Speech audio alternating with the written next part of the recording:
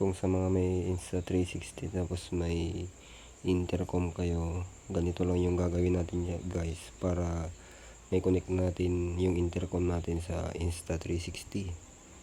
Iwan muna natin tong intercom natin, tapos open natin tong Insta360. Yan, tapos tong kanya long press lang po natin ito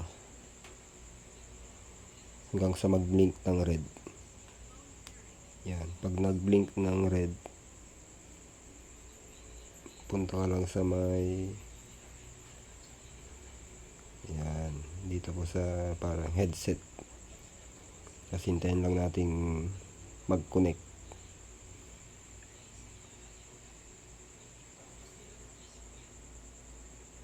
Okay, tapos enter. Okay, okay na yan mga idol. Testing na natin.